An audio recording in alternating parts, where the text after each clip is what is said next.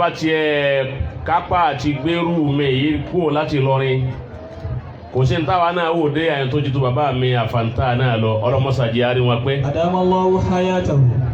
torí wípé àwọn ni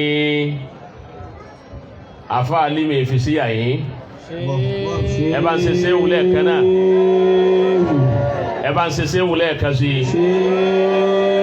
ẹ tún bá ń ṣe lẹ́ẹ̀kan sí wallahu ya'simuka la takhafu darakan wala takhsha wala hawla wala quwwa illa billahi al-aliyyil azim. àfa alimi wà ní ìyá ambassador Sheikh Alimi lọ́sọ̀gbọ́n ní ayé bàbá wa àfàǹtà ẹgbẹ́ wọn dìde ẹgbẹ́ bàbá wa àwọn àlùfáà wa gbà Sheikh Abdul Latif àbí Owólabí ẹgbẹ́ wọn dìde àti gbogbo àwọn máyìnyàn tí ń bẹ kálẹ̀ bàbá wa ọkọ̀ ẹ̀yẹ ẹlẹ́kọ̀ọ́ àtàfáà wa tí wọ́n gba owó nísìn kí ló kọ àfáà wa ẹ̀hẹ́tọ̀ bàbá wa ńkọ́ bàbá ìmáàmù kí wúlá gbàtọ̀ ọkọ̀ ọ̀yẹ́ ẹlẹ́kọ̀ọ́ ló gbowó ọ̀dà bẹ́ẹ̀ ẹlẹ́kọ̀ọ́ máa gbowó náà ni ẹ̀yin tẹ́ ń jọkọ̀ ọ̀yẹ́ ẹlẹ́kọ̀ọ́ ẹ̀kọ́ sì rọ̀ ni kì í le owó tọrọ náà lẹ́yìn máa gba ẹ̀ nígbà yìí tó le alibarikọ̀ lẹ́ àwọn ẹni ọlọ́run afa wa ara ọ̀kan mi ẹjọ́ tí wọ́n mú programu yìí wá bá mi nílọrin wọ́n wá pẹ̀lú àwọn kan nú àwọn jama àwọn esco kan mo wá ní ọlọ́run mú yọ̀ǹda wá fún mi àmọ́ lónìí bí ó ti wù mí kí n nara náà tó ìnírí náà tó bẹ́ẹ̀ mo kàn wá sàmì ni torí mo sọ fún ọmọ yìí pé tí n bá yìí wá mo jẹ̀bi ọlọ́run torí eré fóònù kan lẹ ti pè mí ẹgbẹ́ra wá ni bí n bá wá wáyé àyín kọ́dà bó ṣe fáátì àmọ́ bá rí wí wọ́n mọ̀ pé yóò dùn máa yín. Alhamdulillah. láti gbà tá a ti sọdún tán kò sí sinmi ọjọ́ kan fún wa ẹ máa rí àwọn kọ̀ọ̀kan wò bẹ́ẹ̀. ó ti wá nídìí kí ó ti béèrè lọ́wọ́ mi àsìkò tí ó wàá béèrè sí jẹ́ àsìkò tí ẹ dà yín lóhùn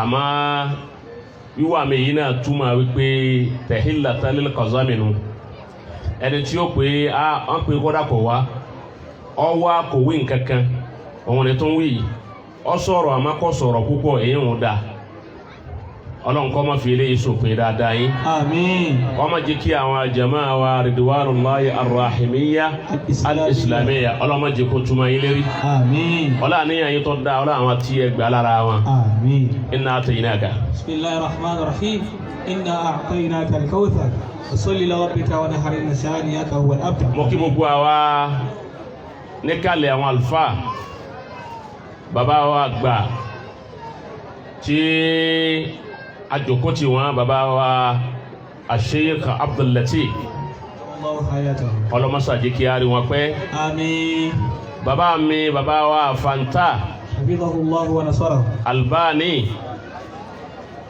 in tí wọ́n ń pè ní Albani ẹni tí ma ilé ni tí ìwúlé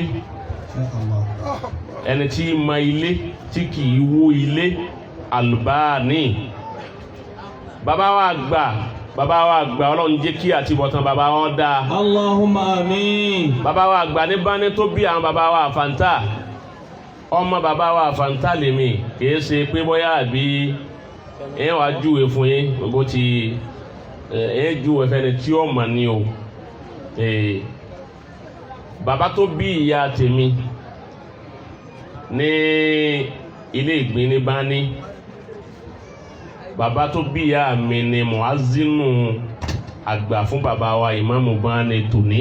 Adamallahu hayata. bàbá náà ti wá sílé tọ́lọ́run lọ ọjọ́ ta ilé ìyá tèmi ni wọ́n ti pèrún fún bàbá wa bá ní.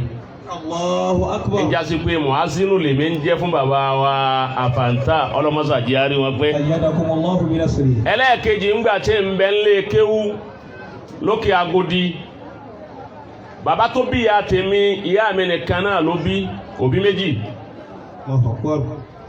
àwa tó wá bí ń jẹ́ ọkùnrin àwa wọ ilé kéwú lókè Agodi lọ́dọ̀ Sheikh Yahya kéwú náà wá dàbí ìgbà tí kò yé dáadáa nígbà náà.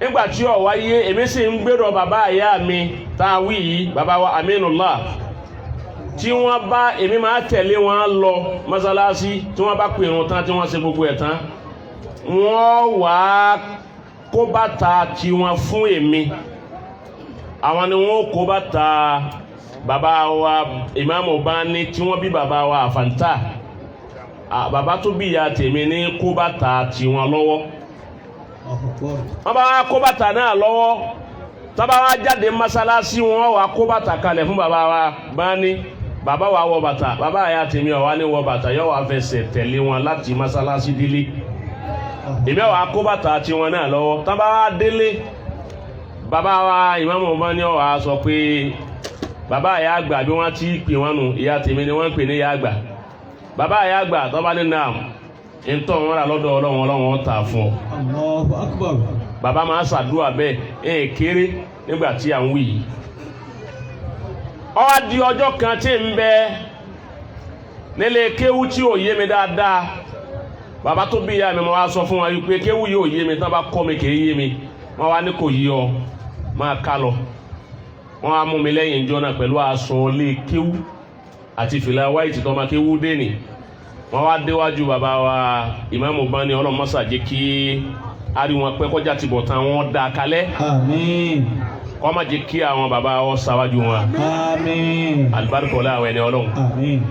Wọ́n ń sunkún wájú bàbá wa Bani bẹ́ẹ̀ nígbà wọ́n ń sunkún wájú bàbá wa Bani bàbá wa ní bàbá ya àgbà kí ni ń sí ọ bàbá wa sà ń sunkún èwo ló dé tó ń sunkún kí ló dé wọ́n ní tí ń pa mí lẹ́kùn ní wípé bí jẹ́ ọ̀kan náà lọ àwọn ọmọ mi lélẹ́yìí ọwọ́ ní gbogbo ohun tóun bá ké ó ní kò yé òun àbá àwọn ọkọ̀ yẹn lẹ́kọ̀ọ́ ọmọ fẹ́ kẹ́ gbọ́ dáadáa ó ní gbogbo ohun tóun bá ké ó ní òye òun bàbá wa Bani wá ní àà iná lọ wá ń sunkún sí kò yé ọ kò yé ni wọ́n wá ń sunkún sí má sunkún ó ti rà á Allahu Akbar. ó ti rà á ó ti rà á ó ti rà á ọ̀rá gbogbo ọmọ rẹ kódà tọ́ ọ̀bá sí ma ó ti rà wọ́n látara xidima bàbá wa ní Bani wa gba orí mi mú wọn ní sífìlà mi wọn wa gbá mi lérí mú báyìí nígbà wọn wa gbá mi lérí mú tí wọn kà ní jọ́nà tí wọn ké sí mi lérí yìí má torí wọn àké jákè wọn wa ké bẹ́ẹ̀ wọn wa tutọ́ sí mi lérí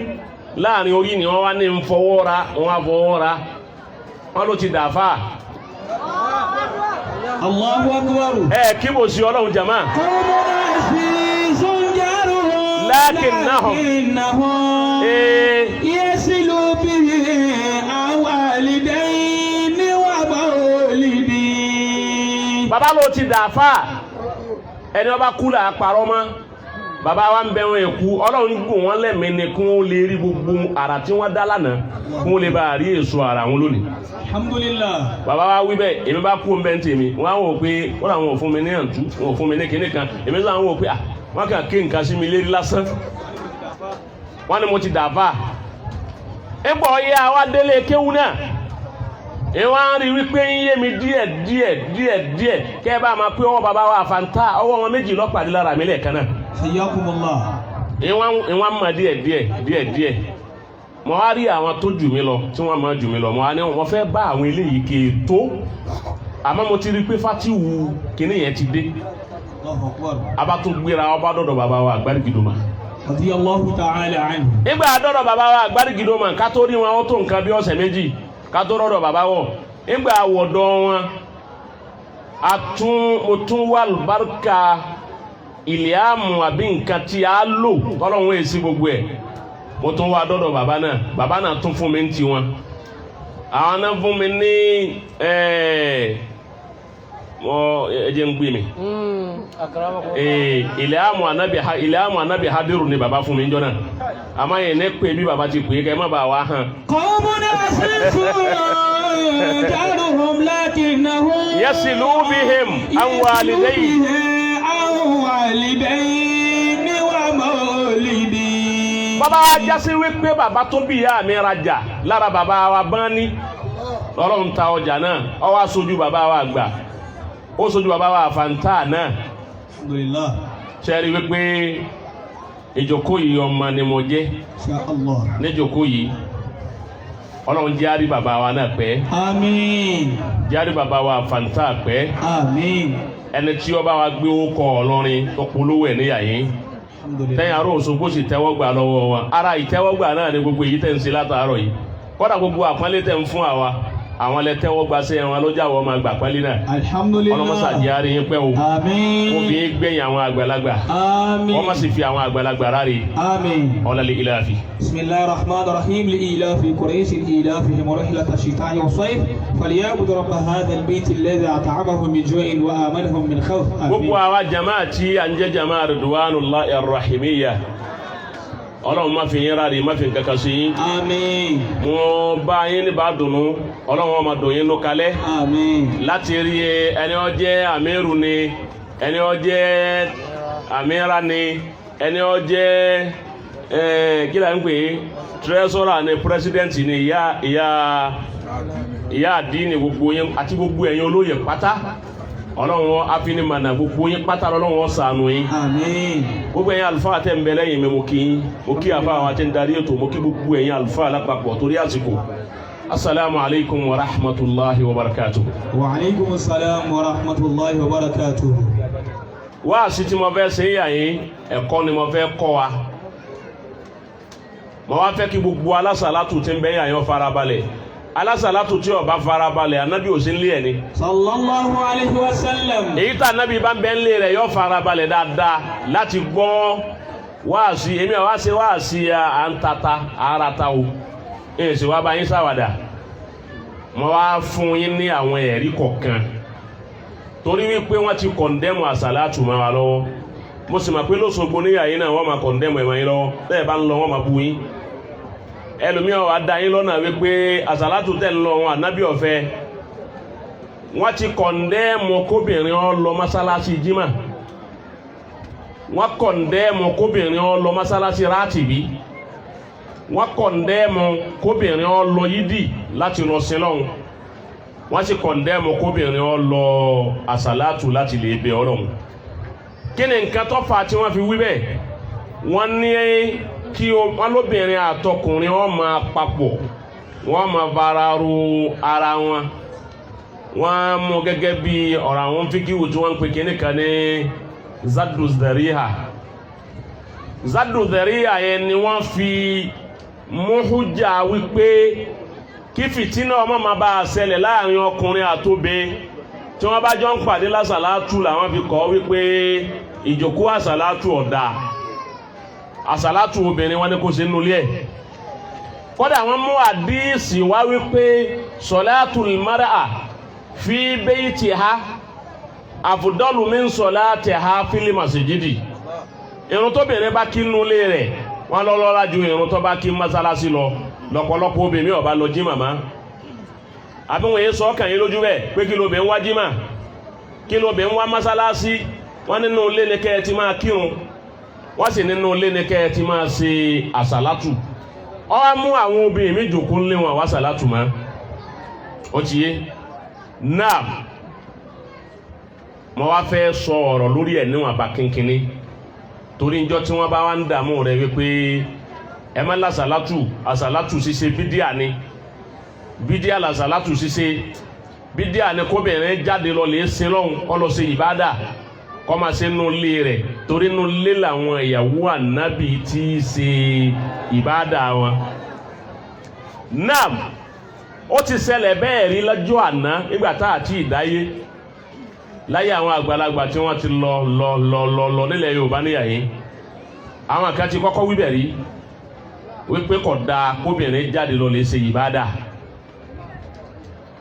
nígbà tó wá yá àwọn àfà torí ilẹ̀ Haúsá èé fẹ́ kí àwọn wọn jáde súnàtà Haúsá mú láti lẹ́nu Haúsá ò nígbà kí àwọn wọn jáde wọn ní kọ́dà àwọn ò nígbà kí àwọn lọ ọjà kò sì ní lọ mọ́sálásí inú ilé náà ni ó ti máa wọ́n lọ lè mú àyà tí Ọlọ́run sọ fáwọn ìyàwó ànábì àwọn khususiyatu niza'ir rasul wọ́n sọ ọ́ di umumi tiwa ntí Ọlọ́run tó fi specialize àwọn ìyàwó ànábì wọ́n gbé lérí gbogbo àwa mùsùlùmí tá ń bẹ láyé ó sọ fáwọn ìyàwó rẹ̀ pé qarna fi buyutikunna ilé ni ẹ máa gbé la tabarrajna ẹ má jáde àwọn aláìmọ̀kan àkọ́kọ́ wa aqimuna salata ẹ máa kírun yín lé wa atina zakata ẹ máa ṣe sàárà yín nínú ilé wa atina Allaha wa rasulahu ẹ sì tẹ̀lé Ọlọ́run ẹ sì tẹ̀lé ọkọ yín tí ń jà nábì. innama yuridu Allahu liyudhiba ankum ar-rijsa ahlal bayti. ẹ̀wọ̀n nǹkan ahlal bayt gbàtọ́ lọ́wọ́ padà yẹn ju ẹ̀mí sálẹ̀ ó ní innama yuridu Allahu liyudhiba ankum ar-rijsa ahlal bayti. ẹ̀yin ará inú ilé ẹ̀yin ní ìfẹ́kẹ́gbìn ọkàn la ẹ̀yin tẹ́ ẹ jẹ́nu ilé ànábì ní ìfẹ́kídọ̀ tí ó yí la wa yutahhirakum mo sì fẹ́ fọ̀ yín ma nígbà tọ́lọ̀ ní kí wọ́n gbélé sáwọn ìyàwó tiwa lọ́lọ́run bá wí àbáwọn ìyàwó ànábì. sallallahu alayhi wa sallam. òun làwọn àfáà ń pè ní khususiyyatu rasul ànábì nìkan lọ́lọ́run sọ wípé káwọn ìyàwó rẹ̀ ó gbélé. sallallahu alayhi wa sallam. kìí sàwọn ìyàwó kìí sí ìyàwó tèmi kìí sí ìyàwó tiẹ̀ náà. so ẹlẹ́ẹ̀kejì níbẹ̀ ni wípé wọ́n fi ntí à ń pè ní alhijabul mutlaq tọ́lọ̀ ń fún àwọn ìyàwó ànábì yẹn àwọn Haúsá gbé lérí àwọn ìyàwó tiwọn wọ́n tì wọ́n mọ́lé obìnrin wa ò ní ṣiṣẹ́ má obìnrin Haúsá ò ní ṣiṣẹ́ obìnrin Haúsá ò ní lọ́jà ọkọ lẹ́ẹ̀mari tí wọ́n máa ṣe wàhálà káàkiri obìnrin Haúsá ò ní jáde lọ mọ́sálásí lọ lè kírun kò ní lásàlátù kò ní lọ jàmá ilé náà ni wọ́n ti máa yanjú nǹkan wa nílẹ̀ Yorùbá níyà yẹn ọ̀sẹ̀lẹ̀ bẹ́ẹ̀ náà rí àmọ́ngbà tó padà yá dánlóhùn lámàdé tọ́ra. ìtọ́ra al-fuqaha fi biladi Yorùbá ila sama'i nisa'i ìgbìhàbí ila al-masajidi. àwọn àfa tọ́jà àwọn àfa alẹ̀ Yorùbá àwọn padà gba wọ́n ṣe ń túláàsì ẹ̀gbọ́ wọ́n á rí wọ́n fi erí korí láàrin ara wọn wípé ẹjí á ṣe ẹ̀dẹ̀ fáwọn obìnrin. bidhihabi ila al-masajidi. káwọn obìnrin wọn máa lọ mọ́sálásì. li salawatil khamsi. láti lọ kírun wákàtí márùn-ún dúró. àwọn obìnrin lọ mọ́sálásí tẹ́lẹ̀ ńgbà tí ìsìláàmù dé àyè fájírù rẹ̀ lọ́dọ̀ wa nílẹ̀ Yorùbá. àwọn obìnrin lọ mọ́sálásí ilé ni wọ́n ti kírun wọn. àwọn àfáà tí wọ́n ní mà làwọn afẹ́rí korí wípé ẹ̀gbọ́ bá a bá ní káwọn ìyàwó wọn máa jòkó ńlé yóò máa kó bá ìsìláàmù ni kò ní ran ìsìláàmù lọ́wọ́. àwọn àfáà wá rí wípé ntọ́ dáa ni pé káwọn yọ̀ǹda àwọn obìnrin káwọn ṣe fàtiwá rẹ̀ pé ẹ̀yin obìnrin o ẹ máa lọ mọ́sálásí lè kírun márààrún. wàlí sọláàtì jumu'ah. wọ́n sì lọ kí jimá. wàlí sọláàtì àìdẹ́yì. wọ́n sì lọ kí yídì. lil asbabi wad dalail atiya. ẹ ṣeun pẹ̀lú àwọn okùnfà àti àwọn ìtọ́ka táwọn àáfàá yẹn mú wá nígbà náà so wọ́n mú àwọn àáfàá padà gbárí ṣáàs wọ́n wọnú àlùkùránì lọ wípé ìmọ̀ àti obìnrin má léláyè ní jáde lọ lè ṣe ìbádà sọ́nà ìsìláàmù lọ́wọ́ ni àbí ń kó bá ìsìláàmù sí ó ti yé pẹ̀lú àwọn ẹ̀rí ni wọ́n fi wá jáde níjọ́ náà. kanat nisa'u nasara wa awladuhum yakhrujuna ayyam al-ahadi ila kana'isihim. ọlọ́run jọ dá fún ọ àwọn ìyàwó àwọn kírísítẹ́nì àwọn chọ́ọ̀chì àwọn ìyàwó àwọn pásítọ̀ ìyàwó àwọn kírísítẹ́nì wọ́n máa jáde lọ́jọ́ Sunday wọ́n máa lọ ìlàkànà ìzẹ̀hẹ́m wọ́n máa lọ chọ́ọ̀chì lọ lè sin lọ́hùn lọ́jọ́ Sunday nítọ́fà táwọn àáfàá fi padà tú àwọn obìnrin wá lẹ́nu o torí ilẹ̀ Haúsá là kọ́kọ́ ń tẹ̀lé tẹ́lẹ̀ àwọn ilẹ̀ Yorùbá náà ń tẹ̀lé ilẹ̀ Haúsá wípé àwọn obìnrin wọn gbọ́dọ̀ jáde àwọn àáfàá ilẹ̀ Yorùbá wá rí wípé lọ́dọ̀ wa níyà yìí chọ́ọ̀chì ti wà àwọn kírísítẹ́nì sì ń lọ chọ́ọ̀chì wọ́n ń lọ lè sin Ọlọ́run ní gbogbo ọjọ́ Sunday àwọn obìnrin wọn máa jáde wọ́n máa tú jáde àtàwọn ọmọ wọn. zurafati wa wahdana. wọ́n máa lọ lọ́kọ̀ọ̀kan wọ́n sì máa lọ ń jàmá. wa yata'arraduna lin-nisa'il muslimat. tí wọ́n bá wá ń lọ àbí tán bá ń darí chọ́ọ̀chì bọ̀ wá tán bá wá rí àwọn obìnrin mùsùlùmí wọ́n máa wá challenge wọn. inna dinahunna la yujizu lahunna dhalika. wọ́n máa fi wọ́n sí ẹ̀yẹ wípé ẹ̀sìn wo lẹ́ ń sìn ẹ̀sìn tí ò fún yín fírídọ́ọ̀mù ẹ̀yẹ obìnrin ẹ̀sìn tí ò bẹ́yìn fírídọ́ọ̀mù ẹ̀sìn tó tì yín mọ́nú ilé ẹ̀sìn tí wá ọyọ àwa jáde ká máa lọ lè sin lọ́run ká sin lọ́run kínú wọ́n dùn ẹ̀sìn tìyín mọ́nú ilé ni wọ́n máa ń fi àwọn obìnrin mùsùlùmí wọ́n ń fi wọ́n ṣe yẹ̀yẹ́ wípé ẹ̀sìn ẹrú, ẹ̀sìn tó mú yín lẹ́rú, ẹ̀sìn tó tì yín mẹ́wọ̀n, ẹ̀sìn tí ó yọ̀ǹda tí ò jẹ́ ẹna pásọ̀tún, tí ò jẹ́ ẹna pásọ̀sì, ẹ̀sìn tí ò jẹ́ làṣàlátù, ẹ̀sìn tí ò jẹ́ lọ yídì ìjọ ọdún, sẹ́sìn nìyẹn wọ́n máa ń sọ bẹ́ẹ̀ fáwọn tó jẹ́ obìnrin wa bẹ́ẹ̀. máa ń na àwùlá ìnìsáyì yùsàríkìnà rìjálà fil aswaki. àwọn àfáà wa ní àwọn ẹlẹ́sìn kejì ń bú wa bẹ́ẹ̀ wọ́n ń gbà àwọn obìnrin wa. àwọn àfáà wa rí wípé àwọn obìnrin wa rèé wọn ò lọ mọ́sálásí, wọn ò lọ gbogbo ẹ̀ ńlẹ̀ Yorùbá, àmọ́ wọn a máa lọjà, wọ́n lè tajà, wọ́n lè rajà, wọ́n lọ lè raṣọ, wọ́n ń ta èlùbọ́. tó bá wá kan ìbádà á ní Ọlọ́run òfin kò sí lófin fún obìnrin kó lọ mọ́sálásí lè kírun. nígbà tó kan ọ̀rọ̀ tayé a ṣe fatiwa wípé kò sí ní ẹ̀tọ́ kó lọjà lè ra ọjà. àwọn àfáà láwọn ìyàwó wa ní ń bẹ lọ́jà tí wọ́n rajà yìí. yùsàríkìnà rìjálà fil aswaki. àwọn àtọkùnrin wọ́n sì ń fẹ̀gbẹ́ gbára wọn lọ́jà. wasairi mayadini lijtimaiya. àti gbogbo àwọn àyè tí wọ́n ti kójọ pọ̀. fàkẹ́yìfà fi ibadati rabbihi. èéṣe tí wọn ò ní tẹ́ nígbà náà kí wọ́n má máa fara gbá ọkùnrin ní mọ́sálásí, káwọn ọkùnrin má máa wò wọn, káwọn náà má wò ọkùnrin. ọkùnrin sì ń wò wọn lọ́jà, ọkùnrin ń wò wọn láwọn àyè míì. àwọn àfáàní tó bá wá rí bẹ́ẹ̀ tó mú wọn tí wọ́n fi lọ́jà, tí ìsìlámù ọ̀dá wọn padà kọ́ mọ́ lọ́jà, ẹjẹ́ á dá wọn padà sí mọ́sálásí, ká sí àyè kankalẹ̀ fáwọn náà wọ́n máa tò lẹ́yìn àwa tá a jẹ́ ọkùnrin. fàákàláti nisa'u al-muslimat tẹ̀sánà. sáwọn èèyàn ń tẹ̀lé mi pẹ̀lú àwọn ọ̀rọ̀ tí ń sọ yìí. ẹni tó bá fẹ́ gbọ́ ẹ̀fẹ̀ ò ní tẹ̀lé lè yìí o, wọ́n tó bá fẹ́ rẹ́rìn wá sí yìí ò lè bá ọ láàmú. àmẹ́ni bá fẹ́ gbọ́ ẹ̀kọ́ yóò máa tẹ̀lé ntọ́fà tí ká ṣe àsàlátù ní jàmá ká kójọ, kóbìnrin wà láàrin wa, kọkùnrin wà láàrin wa. ẹni wọ́n bá ní ọkùnrin àtóbi wọ́n máa lè pàdé lásàlátù, ẹ̀rí ẹ̀ mo fẹ́ fún ọ yìí. fàákàláti nisa'u al-muslimat tẹ̀sánà. àwọn obìnrin tó wá jẹ́ mùsùlùmí wọ́n wá lè bi àwọn àfa. hal al-islamu huwa alladhi harrama dhalika alayhinna bi nassin sarih. wọ́n lẹ́yìn àfa, àwọn obìnrin challenge àwọn àfa ńjọ́ náà, bẹ́yìn àfa tẹ́ ń sọ̀rọ̀ páwo obìnrin àgbọ̀dọ̀ lọ mọ́sálásí, àgbọ̀dọ̀ lọ yídì, àgbọ̀dọ̀ làṣàlátù. ṣé ìsìláàmù lọ́kọ̀ fún wa wípé káwa ọmọ jáde sí lọ́hùn ni binasin sọ̀rìhìn? ẹ fún wa ní násì kan tó jẹ́ àyá Al-Qur'ani tó sọ fún wa wípé àwọn obìnrin àgbọ̀dọ̀ jáde lọ lè sin lọ́hùn. wa idha kana kadhalika falimadha. tó bá yẹ pé bá wá rí násì mú wa tọ́lọ̀ ní a máa jáde lè sìn un, báwo obìnrin àgbọ̀dọ̀ jáde káwa nulẹ̀, kí làwa sí fọ́lọ́hùn tó fi ní a máa jáde lè sìn un. am hadha faqat ra'yun irta'ahu al-fuqaha'u li sadd adh-dhari'a. àbí ẹ̀yin àfà ẹ̀yin lẹ́rù ó lérí lìdádì sẹ̀ríà torí kí wàhálà ọmọ fi ṣẹlẹ̀ láàrin ọkùnrin àtobìn, kọ́mọ̀dé wípé ìyàwó ń yàwó àtọkọ ọlọ́kọ wọ́n lè pàdé ara wọn, wọ́n ń ṣe gbá, wọ́n ń ṣàwo, àmọ́ kẹ́bí sí wọn pé lágbájá àti lágbájá ń ṣe síra wọn. ṣé lìdádì sẹ̀ríà ni wọ́n fi wíbẹ̀ ni àbáyà kan ló wíbẹ̀ nu Kùránì? àwọn àfọwọ́rọ̀ àyà kan mú wa. wa min huna bada al-istiftahu wat-tahqiqu wal-muraja'a wat-tarkiqu. ibẹ̀ ni gbogbo àwọn àfa àti wa pera wọn, ìmáàmù lágbájá, ìmáàmù Ìbàdàn, ìmáàmù Ọ̀yọ́, ìmáàmù Òṣogbo, ìmáàmù Ilé-Ifẹ̀, ìmáàmù Òkìrun, ìmáàmù Òṣogbo, gbogbo wọn àfa wọn wá pera wọn ń jọ́nà láwọn àfa. ẹjẹ́ àfẹ́rí korí o, àwọn obìnrin wa ń lọjà o, ẹ̀sìn wa àwa ọkùnrin nìkan là ń dá sí níta. àwọn ẹlẹ́sìn kejì wọn ti fẹ́ gba yìí tá a máa wà lọ́wọ́ o, tó ráńbà àwọn obìnrin wa ṣe yẹ pé inú ẹ̀wọ̀n ni wọ́n wà.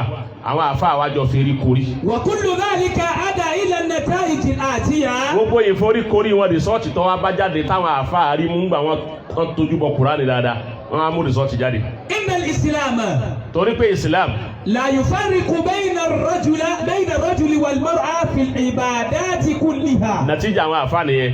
ẹni tí ń pè àwọn tí ń pa àwọn bàbá àjọ wọn ọmọ kéwú, ìwọ rí kinní kan orí ìsìnbọ́ọ̀tù kan sínú Al-Kùránì kó mú nǹkan jáde mẹ́. àwọn àgbàlagbà tán wọnú Kùránì lọ wọ́n gbá gbogbo Kùránì látòkè nílẹ̀, wọ́n wá rí àǹfààní mú jáde tó padà tú àwa obìnrin lóko ẹrú ká máa wà nínú ilé ká máa sìn lọ́hùn níta. àwọn àfáà wa mú wa. liqawlihi ta'ala. àyà tí wọ́n kọ́ mú wa lákọ̀ọ́kọ́ ní tú àwọn àyà wọn kà máa wí àwọn àyà kọ̀ọ̀kan ni kọ́kọ́ wí yẹn. wal mu'minuna wal mu'minatu. dó farabalẹ̀ àyà àkọ́kọ́ tí wọ́n kọ́ mú wa nù. wípé Ọlọ́run ò fi ìyàtọ̀ sáàrin ọkùnrin tó bá ti kọ̀ọ̀rọ̀ ìbádà kò síbi tọ́lọ́run ti fi ìyàtọ̀ sáàrin ọkùnrin àtòbí ìwọ́sẹ̀ ni wá wípé ńgbà náà ọkùnrin nìkan ni kó máa làṣàlátù kóbi ọmọ làṣàlátù áyà wo lọ́lọ́run ti sọ bẹ́ẹ̀ gbogbo áyà tọ́lọ́run wí ọba ti ní wàlmùmínún wàlmùmínát naam ba'duhum awliya'u ba'din ya'muruna bil ma'rufi wa yanhauna 'anil munkari ayanu wa yuqimuna salata wa yutuna zakata àjọ máa ṣe gbogbo ẹni yuti'una Allaha wa rasulahu Ọlọ́run fi yàtọ̀ sí ulaika sayarhamuhumullahu inna Allaha 'azizun hakim. Ọlọ́run ní àti irun àtàwẹ̀ gbogbo ẹ̀ kọyọ ọkùnrin kọyọ obìnrin lẹ̀ láàrin ẹ̀ àtàfi tọ́ba lo eléyìí yóò fi àtàfi ẹ̀ sí wàlmùsùlùmínà wàlmùsùlùmáàtì ba'duhum awliya'u ba'din ya'muruna bil ma'rufi wa yanhauna 'anil munkar wa yuqimuna as-salata wa yutuna az-zakata wa yuti'una Allaha wa rasulahu ẹ̀wọ̀n nǹkan Ọlọ́run fi yàtọ̀ sí izan ẹjẹ́ àti àwọn obìnrin wa jáde kún wọn máa lọ lè ṣe lọ àyà kanu. Innal muslimina wal muslimati àyà mi tún nù. wal mu'minina wal mu'minati àyà mi nù. wal qanitina wal qanitati yọ da fún ọ. was-sadiqina was-sadiqati was-sabirina was-sabirati wal khashi'ina wal khashi'ati wal mutasaddiqina wal mutasaddiqati was-saimina was-saimati wal hafizina furujahum wal hafizati wat-dhakirina Allaha kathiran wat-dhakirati a'adda Allahu lahum maghfiratan wa ajran 'azima. ẹ bá ń pè Allahu akbar. wa ma kana li mu'minin wala mu'minatin. ṣe gbọ́ mùmíní àti mùmínà tó nù. idha qada Allahu wa rasuluhu amran an yakuna lahumul khiyaratu min amrihim wa man ya'si Allaha wa rasulahu faqad dalla dalalan mubina. àti ọkùnrin àtobìnrin bá nàbí bá dájọ́ pé báyìí ni ẹnìkan ò gbọ́dọ̀ tayọ àlẹ́ ẹ̀ gbogbo àwọn àyà yìí ẹ̀yin tẹ́ ẹ̀ bá máa tẹ́ ẹ bá ti ń gbọ́ mùsùlùmáàtì ẹ̀yin nu mùsùlùmínà àwa nu àwa méjèèjì lọ́lọ́njọ́ pèsè ìbáàdà rẹ̀ nígbà táwa kan bá wá jáde tá à ń ṣe níta àtẹ̀yìn kan wá kiri mọ́lẹ̀ bó ní ìbáàdà Ọlọ́run ó ṣe dùn ìsìlámù ò lè dùn bọ́kùnrin nìkan bá ń bẹ́ ń ta tí ò sóbi mẹ́ wàlẹ́ àlùkù wá nílẹ̀ Yorùbá níyà yín obìnrin ní ń ṣe ìbáàdà ju ọkùnrin lọ az-zahiriyya wal-batiniyya obìnrin ń ṣe ìbáàdà ju ọkùnrin lọ nílẹ̀ Yorùbá gbogbo tí ń jẹ́lẹ̀ Yorùbá pátá ọ̀yà gbogbo àsàlátù ayé ẹ wo iye obìnrin tí ń bẹ ńbẹ̀ ẹ wo iye ọkùnrin tí ń bẹ ńbẹ̀ àwọn obìnrin dà bí àpò rẹsì àwọn ọkùnrin dà gẹ́gẹ́ bí wọ́n dà gẹ́gẹ́ bí èrè ike kan inú àpò rẹsì ni ní gbogbo tí ń jẹ́ mọ́tàmáwò ìsìlámì obìnrin pọ̀ jù bí ọba wa sálùbáríkà àwọn obìnrin yìí tí wọ́n ń polówó ìsìlámù débi wọ́n polówó ẹ̀dẹ́ yìí ìsìlámù ọba jẹ́ ẹ̀sìn inú yàrá ni a nílé polongo ìsìlámù ń ta gbangba káwa ní ká tirú àwọn ìyá yìí má lé kún wọn má jáde wá kẹ́nìkan wá dogmatize làákàyè wọn wípé Allah ò fẹ́ bẹ́ẹ̀ Ọlọ́run ò fẹ́ kóbìnrin jáde Ọlọ́run ò fẹ́ kóbìnrin ṣe gbá àfi kóbìnrin da kíní bojú kò sí àyà kan nasun qati'i tọ́lọ́run ti sọ wípé kí obìnrin ó da nǹkan bojú kẹ́nìkan má rojú ẹ̀ níbo Ọlọ́run ti rí bẹ́ẹ̀ kò sáyà kan tó wí bẹ́ẹ̀ bẹ́ẹ̀ ti lóòyìn bọ́lọ́run ti ní á lóòrè bẹ́ẹ̀ ti lò ó yìí bá ń gbé sí wọn báwọn ìyá yìí ti lò ó bọ́lọ̀ ti ní á lò ó rèé Ọlọ́run ò ní á dà á borí àìsèlégún ẹni ọba wa da tiẹ̀ borí ẹ̀hẹ́ ó wù ú bẹ́ẹ̀ ni ó wù kíyàwó tiẹ̀ dà á borí mo rò wípé bóyá ó ti lálàsí obìnrin olómi kọ̀ọ̀fẹ́ wọn lálàsí tòun ẹ̀hẹ́ ìlànà bíyàwó rẹ bá yáyì tíyàwó rẹ bá yáyì tíyàwó rẹ bá dáa já yóò rí wípé ntọ́lọ́run fún ọ rèé ìwọ èyí ń kí ọkọ ìyàwó rẹ ní sìnà àìmọye ni ó dá gbogbo ẹ̀ borí tí sìnà rẹ lágbára tó ya wèrè kọkọjà abẹjẹ ní tí ò gbó nǹkan kan lọ ẹnìkan má da ìsìlámù rú mọ́ wa lójú ìta nàbí ò gbé wa ká má gbé wa kò sí aṣọ kọ́ ni à ń pè ní hijabu baba mudiru ti sọ oho baba oho ẹ aṣọ kọ́ ni wọ́n ń pè ní hijab kẹlima hijab òun náà ni ìwà nínú ilé kẹ́ni kankan má rí ọ níta ń pè ní hijab nù ìyàwó ànábì nìkan Ọlọ́run sọ pé kún sí bẹ́ẹ̀ kìí ṣe ìyàwó èmi àti ẹ Ọlọ́run sọ pé kíyàwó tèmi ó má jáde èmi ò rí àyà Kùránì tó ti dákọ pé kíyàwó mi ó má jáde wọ́n lòdì dáadáa wọ́n sì jáde dáadáa ẹ̀yin náà sì jáde dáadáa ẹ má dira yín má nú ilé àmọ́ ìjáde rẹ tó bá yẹ pé ìjáde tọ̀dọ̀ Ọlọ́run ń ṣe àsàlátù ni èyí òun ju ìjáde kílọ̀bù lọ zozadu veria tá a bá fẹ́ lò ìwà sàlátù àwọn obìnrin ọ̀dà ní ọ̀dọ̀ wa níyà yín torí wípé ìsìlámù ìfẹsẹ̀ rinlẹ̀ àtàlìyàwó ìsìlámù ètí ìfẹsẹ̀ rinlẹ̀ tó ń lẹ̀ Yorùbá báyìí torí kò síbi tó dé tó ní bá nǹkan kí nǹkan pàápàá jùlọ níyà yín tí bá rí kan wọ́n ń jò ní ìwí pé wọ́n ń ṣe ẹ̀sìn kan lọ́wọ́ táwọn kan wá bá wọn tí wọ́n àwọn eléégún tí wọ́n wá kọlu àwọn tó jẹ́ mùsùlùmí tí ìsìlámù ti rinlẹ̀ nu gbogbo ẹ̀ lọ́lọ́run wọn parẹ́ sàmì ni gbogbo ẹ̀ lọ́lọ́run ó ti parẹ́ tí Ọlọ́run ṣe Ìlọrin nílùú tí ò sí eégún tí ò sóró tí ò ṣẹbọ gbélégún kan bọ́ bá jáde nílọrin lónìí àbí tó bá lọ́nà oko àmọ́ jẹ́ lọrin ìjọ náà ní òkú àbá àlímì ti parí ẹ̀ ni so ìsìlámù ò tí ì rinlẹ̀ àfi kí àwa tá a jẹ́ mùsùlùmí àfi ká múra dáadáa nínú ìsìlámù látúkò tí wọ́n ń da tí wọ́n fẹ́ lé wa kó nu mọ́sálásí ìwọ́n ẹ̀sẹ̀ tó wá mú kí ní ọ̀dà bójú ìwọ́n ni wọ́n kọ́ tí ìdànù ẹni ó rìnà gan tí ọ̀dà nǹkan bójú wọ́n fẹ́ lé kó mọ́sálásí ẹnì kan má gbé ntọ́lọ́ wọn ọba gbé tá nàbí ọba gbé wá bá wa kọ́ má gbé wá fún wa bílí àfa ó tó àyà ń tó àyà yẹn pọ̀ táwọn àfa mú wa mo wá fẹ́ kọ́ ọkọ̀ máa ń so wájú díẹ̀ o ti pa á dé tẹ́lẹ̀ ni. gbogbo àwọn àyà táwọn àfa mú wá ń jọ náà.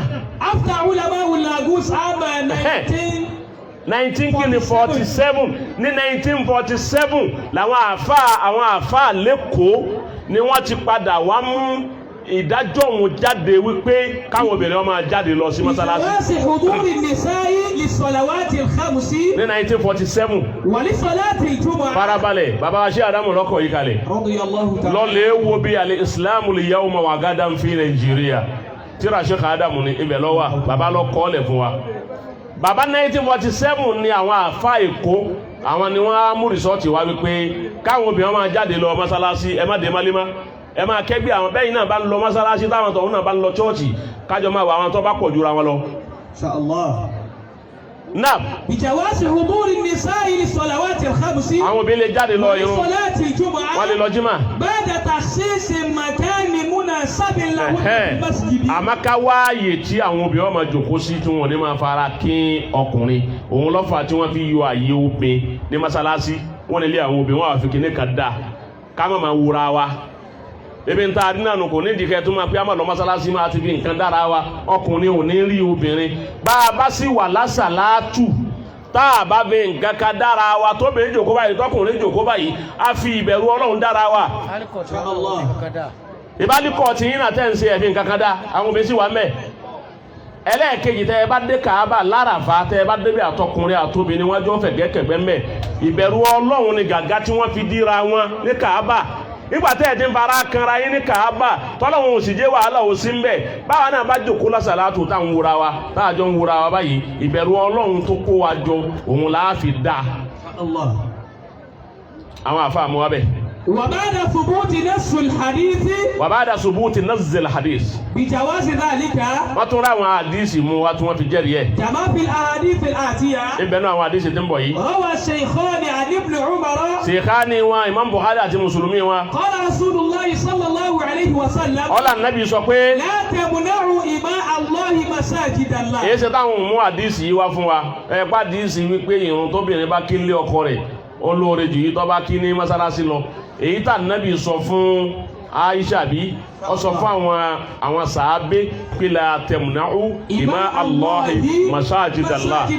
Ànábì ní ẹ gbọ́dọ̀ kọ́ mọ́sálásí Ọlọ́run fún obìnrin pé ó má lọ ẹ má kọ̀ fáwọn obìnrin mọ́ ẹ má ní wọn gbọ́dọ̀ lọ mọ́sálásí mọ́. Ànábì ní wọn gbọ́dọ̀ wí bẹ́ẹ̀. Wa an Zainab imra'atu Abdullahi. Ìyàwó Abdullahi. Qalat. Òun náà sọ pé. Qala Rasulullahi ọlá Ànábì sọ fáwọn báyìí pé. Idha shahidat ihdakunna al-masjida. Bí ẹnìkan nù yín bá dé mọ́sálásí. Fala tamasna tiban. tẹ́ ẹ bá ń lọ mọ́sálásí wala tamazanna tiban. Fala tamasna tiban. Bó ṣe lọ la tamazna ó dàbẹ́ la tamazna tiban gbọ́dọ̀ lo pẹ̀fúm lọ mọ́sálásí. Ìsàn jama bọ́ọ̀ bá ń bọ̀ wá sàlátù má lo pẹ̀fúm. Ànábì bẹ́ẹ̀ bá ń lọ mọ́sálásí má lo pẹ̀fúm lọ ìwọ gan fúnra rẹ tẹ́lẹ̀tẹ́lẹ̀ ó lo pẹ̀fúm ó lo pẹ̀fúm Ọlọ́run ti yáàyè rẹ bọ́bá tún wá lo pẹ̀fúm rẹ ohun tó bá kó símú ọkùnrin wọn gbé yọ kọ́kọ́ wo bí tí pẹ̀fúm ti wá tó bá padà wá rí pọ́dọ̀ tiẹ̀ nìyọ́ ẹ̀sẹ̀ máa wà lọ́kàn rẹ̀ yìí pé abó olóbìnrin ṣe yáàyè tó bá yìí wọ́ ló pé. Ànábì fi ní ẹwọ nǹkan lànàbì ọ̀fẹ́ kí wàhálà wà ló fi ní àgbọ̀dọ̀ obìnrin ọ̀gbọ́dọ̀ ló pẹ̀fúm lọ jímà ọ̀gbọ́dọ̀ ló lọ mọ́sálásí wákàtí ó sì gbọ́dọ̀ ló pẹ̀fúm làṣàlátù obìnrin.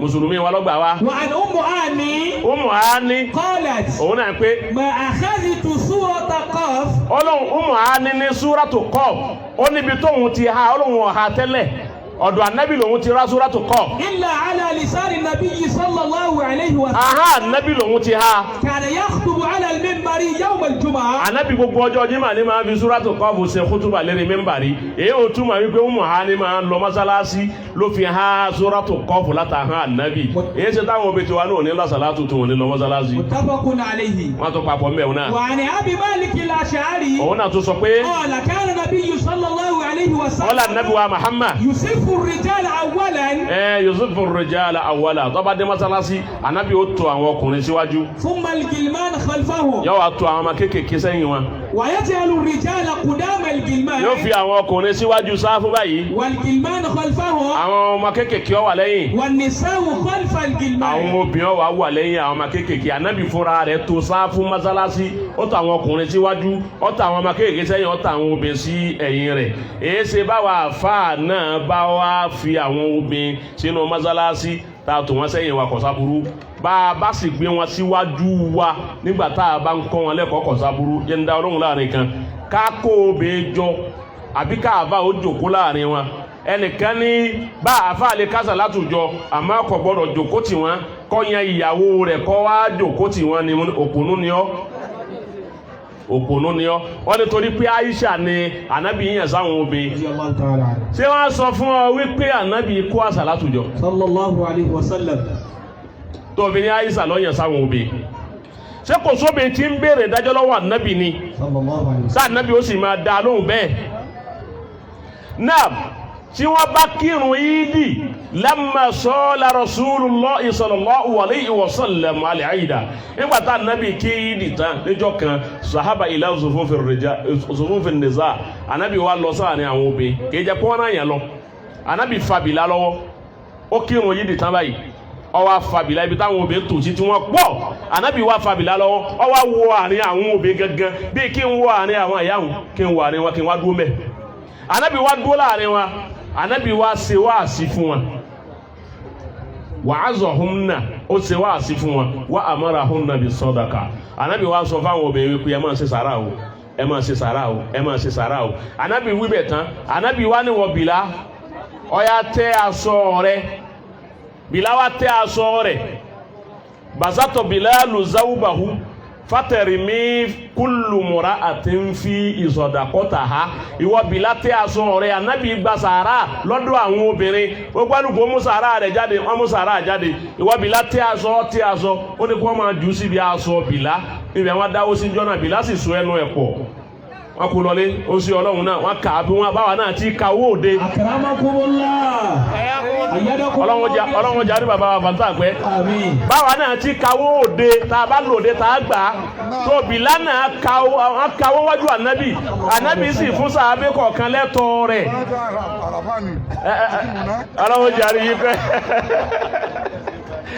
àwọn náà kà bẹ́ẹ̀ kí ló burú ń bẹ́ẹ̀ èé ṣe tẹ́ dé àwọn amánú agolo ẹ má gbin nǹkan dí wa lójú gbogbo ẹ̀ ojú wa ti là arínàrí tíra a máa kọ́ ikú a sì máa rọ́ gbogbo ẹ̀ láka kọjá mi wípé bìláò tẹ́ aṣọ kọ́ máa fi gba owó lọ́dọ̀ àwọn obìnrin lójú ayé àná Muhammad sallallahu alayhi wa sallam. bí ọba nínú sọ yìí Bukhari tó wo ti mùsùlùmí bí ọba rí ti Buhari àti mùsùlùmí ibi ọba wù kó wò bí ó sì rí ojú ẹ̀ fọ́nù. walladhi yazharu min hadhihi al-ahadith. èyí tá a fẹ́ lónú àwọn àdísì yìí. anna nabiyya sallallahu alayhi wa sallam. ipa anabi wa Muhammad. lam yakun yamna'u an-nisaa huduri al-masjidi li salati al-jama'a. anabi ọkọ̀ fọ́bìnrin kọ́ lọ mọ́sálásí kó lè kírun. fi fardu salawati al-khams. nínú wákàtí márààrún. wa fardi al-jumu'a. àbí jimá. wa sunnati al-'idayn. àbí ìròyìn ní méjèèjì. فليس بعد ذلك لأحد من الفقهاء كلام ينسخ به ما كان عليه النبي في حياته. bàbá Sheikh Adam wọ́n ní kò sí àáfàá kan àbí sàábé kan àbí ìmáàmù kan àbí oní àdísì kan ìta nàbì ṣe kọ́ wá kọ̀ndẹ́mù ẹ̀ wípé kò dáa kò sẹ́nu ẹnu ẹ̀ gbà Sheikh Adam wí bẹ́ẹ̀. إلى أن انتقل إلى جوار ربه. títà nàbì fi lọ sí ààyè Ọlọ́run. وكل ما ورد في أفضلية صلاة المرأة في بيتها. bàbá Sheikh Adam ní àdísì tó wá ń bi wípé kóbìnrin ó kírun ńlé ọlọ́lá ju kó kí mọ́sálásí lọ bàbá ní àdísì ni. لا يحرم صلاتها في المسجد. ọkọ ìwọ̀n hànà wípé obìnrin ò gbọ́dọ̀ kí mọ́sálásí ó ní kó kí ńlé rẹ̀ ọlọ́lá ju kó kí mọ́sálásí lọ ni kò sọ wípé kọ́mọ kì í ní mọ́sálásí wàlẹ́ àlùkùwà àdísì ni àdísì tá a kẹfí sí ni. أما قول عائشة في المعطى. àmọ́ wọ̀rọ̀ Aisha tó sọnù mọ́ àtọ́ wọn tún mú wa. لو أدرك رسول الله صلى الله عليه وسلم ما أحدث النساء. báyà nábì bá bí àwọn obìnrin ti ń ṣe lónìí. لمنعهن المسجد. ànábì ọba kọ̀ pé wọ́n má lọ mọ́sálásí Sheikh Adamu ni wọ́n mú àdísì ni wá láti fi tako kóbìnrin wọ́n má lọ mọ́sálásí pé bá ànábì bá bí àwọn obìnrin ti ń ṣe lónìí tí wọ́n bára kí ọkùnrin tí wọ́n jọ ń pàdé tí wọ́n máa kíra wọn tí wọ́n dó tira wọn táwọn wọ̀ kú wọ̀ ànábì ọba hànà kí wọ́n má lọ mọ́sálásí bàbá wa Sheikh Adamu ní àdísì yìí kúlìtù ọ̀rọ̀ táwọn sọ lérí ẹ̀. wasayyidatu Aisha. ìyá ńlá wa Aisha tẹ lọ́gbàdísì náà wá. laysat fi nàlẹ́ rasulillah. farabalẹ̀ ìyá ńlá Aisha tó sọ̀rọ̀ náà Aisha ọgbà wa Aisha lọ sọ ọ̀rọ̀ yẹn tí wọ́n lọ sọ Aisha tẹ lọ sọ ọ̀rọ̀ yìí. laysat fi nàlẹ́ rasulillah sallallahu alayhi wa sallam. Aisha yẹsà nàbì farabalẹ̀ baba Aisha kọ́lá nàbì tọ́lọ̀ rán sí wa Sheikh Adamu wí bẹ́ẹ̀ Aisha ò lè sọ̀rọ̀ kan káwa ní ta Aisha wí àwa sọ ọ̀rọ̀ rẹ̀ di súnà Aisha kọ́ obìnrin ni ìyàwó ànábì ni òun kọ́lá nàbì rán sí wa. walaysat ma'sumatan min al-khata'i. Aisha náà ó sì ké sẹ́ni tí kò lè ṣàṣìṣe Aisha náà ọ̀mọdébi kọ́ mọ́ ṣàṣìṣe ànábì nìkan òun ni màzúm ìyàwó rẹ̀ ò jẹ́ màzúmà. wa kana laha min al-ara'i fi siyasati. Sheikh Adamu ní àwọn làákàyè àwọn ìdájọ́ erí táìsà náà máa dá tọ́jẹ́ pé síyáṣà òṣèlú ní fi ń da láyé Abubakiri tábùbákiri jẹ tí Abubakiri jẹ àtàyé Umaru tó jẹ Aisha òṣèlú ní fi lò ó torí bàbá rẹ̀ ní bẹ ní khalifa nígbà náà tani ó wá kún lọ́wọ́ bàbá tó bí ní ó kún lọ́wọ́ kò ní kún Ali àti Fatima lọ́wọ́ bàbá tó bí ọ̀rọ̀ pọ̀ ń bí èyí hùn ìzànà Aisha lè dájọ́ làákàyè tí ò ní jọ ti ń tà nábì wí gbogbo ń ta bá gbọ́ lọ́dọ̀ Aisha torí wọ́n ní àdìsí kan pé khuzu nisfa dinikum inda hadhihi al-umira ànábì ní ká mú ìlàjì ẹ̀sìn wa lọ́dọ̀ Aisha ìlàjì ló ní á mú gbogbo ẹ̀kọ́ bá Aisha bá sọ mí ta bá ní ọ̀wọ́lé inú èyí tà nábì láàgbọ́dọ̀ mú lọ́wọ́. kana laha min al-ara'i fi siyasati wa fi khurujiha li ghazwati al-jamal. ibi tẹ́ ti mà gasuwatu Jamal tí Aisha lọ òun náà lọ ogun lẹ́yìn ànábì ijtihadu ló ṣe káàtìyà àmọ́ bàbá ní ijtihadu tó ṣe òun mistake ló ṣe ànábì ti kú tán ànábì ọ̀pá Aisha láṣẹ kó lídìí ogun kan lọ Aisha sì lídìí ogun lọ lẹ́yìn gbàtà ànábì kú tán èyí òun náà mistake ni ẹni bá ti wá ṣerú mistake bẹ́ẹ̀ tá a bá rí ọ̀rọ̀ míì tó bá mú wá alimatẹ̀lé. bi'tirafi as-sahabati kullihim. tọ́lá àwọn sàábẹ́ náà ní mistake láìsà ṣe. faqad taqaddamat al-yawma nisa'u Yoruba al-muslimat. bàbá Sheikh Adamu ní lónìí báyìí ńgbà táwọn Haúsá láwọn obìnrin tí wọn ò ní jáde táwọn ní káwọn obìnrin tí wọn máa jáde Sheikh Adamu ní lónìí àwọn obìnrin Yorùbá wọ́n ti tayọ àwọn obìnrin Haúsá lónìí dáadáa. ebi mímà àti ẹ̀sìn farabalẹ̀ obìnrin Haúsá lẹ́sìn tó wa lónìí ilẹ̀ Yorùbá àti ní ẹ̀sìn ju àwọn Haúsá obìnrin lọ tọ́ra àwọn obìnrin tí wọn àwọn ọkọ wọn ò jẹ́ wọn jáde kò jẹ́ kí wọ́n ṣe báadà ká yóò rí báadà kí wọ́n tara wọn rí ìbáadà Ọlọ́run lára wọn àwọn ìyá ti wá pẹ̀lú tẹ̀sùbá ní àtijáàbù wọn èyí tó lóbòrí ó lóbòrí bí i ti ń bọ̀ lónìí yìí àyí tí ń ráwọn àsàlátù míì náà tán jáde báyìí àrí lọ́fà àrí ní ẹ̀rin ilé àrí gbogbo ẹ̀ wọ́n kálukú wọ́n ń jáde mú ní ẹ̀wọ̀n nǹkan ìsìlámù lọ́dà yìí tó bá dọ̀la Sunday àárọ̀ alásàlátù tí ó pọ̀ nasibati ní karibu ní kẹnẹgan ní ansaru dini ansaru islami gbogbo ọ̀pọ̀ bẹ́ẹ̀ báwọn ẹlẹ́sìn tọ̀hún bá ń lọ ṣọ́ọ̀ṣì àwọn náà jọ ń pàdé ara wa wọ́n rí wípé ìsìlámù náà gbádùn bá a bá tí àwọn obìnrin mọ́lẹ́tà jí wọ́n jáde wọ́n rò pa ààrẹ ń ṣe ìsìlámù ni wàlẹ́ àlùkùwá ààrẹ ò ṣe ìsìlámù àwọn àkànlá ààrẹ ń ṣe tí wọ́n fẹ́ fà ààrẹ ṣe sí. bifadili adami tisabihinna hijab al-mutlaq. pẹ̀lú wípé àwọn obìnrin yẹn ò tira wọn mọ́lẹ̀ al-hijab al-mutlaq wọn lò.